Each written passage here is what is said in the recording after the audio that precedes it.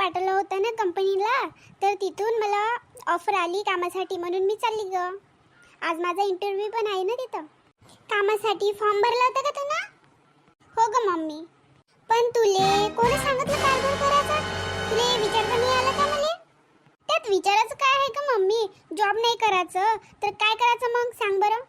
काय करायचं म्हणजे? तू झालाय वय लग्नाचं तर लग्नच करायचं आहे ना तुझं आता, म्हणून कुठं जायची गरज नाही, समजलं का? मी तर जाणारच आहे ग जॉबला मम्मी. जर जॉबच नव्हती करू द्यायची तर शिकवलं कशाला एवढं मला? मग काय फायदा मग माझं शिकून, जर मला भांडीच घासायची होती तर? चल होय होय म्हणलं ना अंदर, तर जायची गरज नाही, समजलं का? पोरीने फक्त भांडी घासले पाहिजे आणि घरीच राहिलं पाहिजे. हो का ग मम्मी? खूप चांगले विचार आहे ग तुझे. हो हो चांगलेच विचार आहे माय, समजलं का? पण मला चांगले विचार नाही आवडत, मी तर जाणारच, ठीक आहे ना? काय पाय कशी गेली ते, लय जब्बर झाली आहे मोठी, लवकर लग्न करून टाक द्यायचं.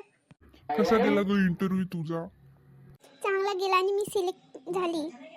पण वाव, हे तर चांगली गोष्ट आहे ना ग. मग आपण पार्टी करू मस्त. आणि तू पाहून पण करून म्हटलं? माझ्या मम्मीमुळे. का बरं? काय केलं सुमित्रा काकूने?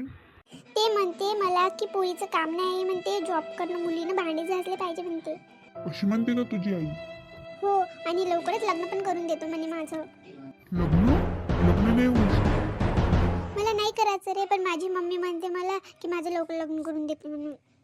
पण हे नाही होऊ शकत ग. आणि मला जॉब पण नको करू म्हणते. ही जबरदस्तीनं आली मी आज, मला समजत नाही काही. चिंता नको करूस तू, मी आहे ना. हो रे, पण मला समजून नाही राहिलं काय करायचं तर. बरं, पुढचा भाग आपण उद्या पाहू. आणि तुम्हाला जर माझे व्हिडिओ आवडत असेल तर माझ्या चॅनलला लाईक करा, सबस्क्राईब करा. आणि भेटू उद्याच्या व्हिडिओमध्ये. कर जा लाईक सबस्क्राईब, तर मला समजेल तरी मी व्हिडिओ बनवू का नाही बनवू तर.